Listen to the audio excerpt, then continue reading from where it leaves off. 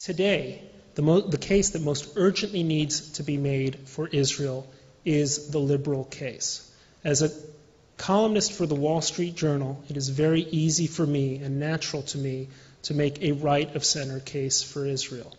Throughout America, Christian Zionists are making a powerful Christian case for Israel.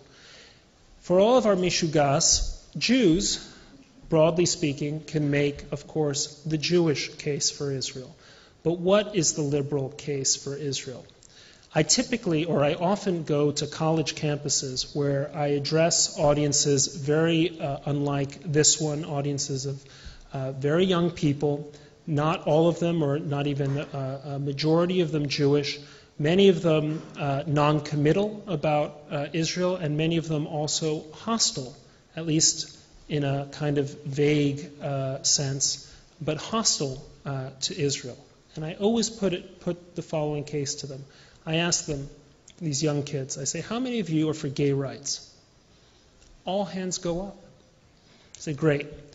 How many of you think that gays should serve in the military, should be allowed to serve in the military openly? All hands go up. Terrific.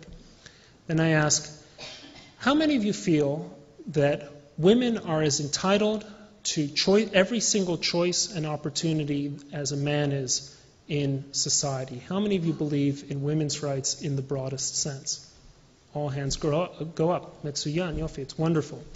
Then I say, how many of you think that if you're an artist, one of your rights is the right to offend the sensibilities of your audience? All hands go up. How many of you think that if you're a politician and you've committed a crime, say you've embezzled money, or say you've sexually harassed one of your employees, how many of you think that you should be prosecuted by the law, if necessary through criminal charges? All hands go up.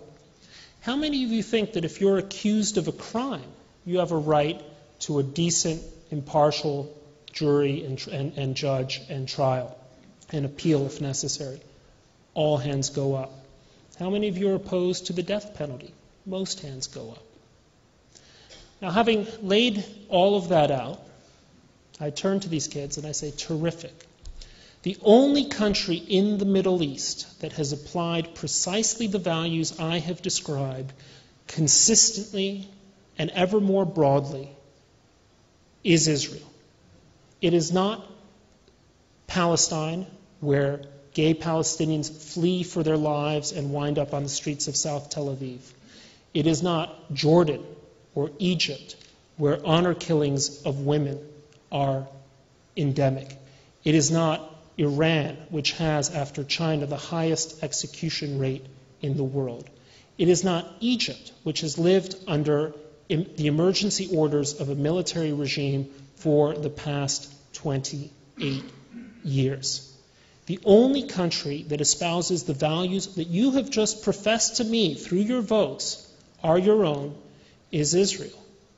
So, before you criticize Israel, before you call it an apartheid state, ignoring the 120,000 Ethiopian Africans who are Jews, or the 75,000 Indians, or the 2 million Sephardic Jews, before you do that, tell me, by all means criticize Israel, but don't do so from the standpoint of a hypocrite to your own values. That, to me, seems to me the case that urgently needs to be made for Israel now, urgently needs to be made among your children or your grandchildren on college campuses, and if we can make that case effectively, we will have won over a new generation to this cause, to this country.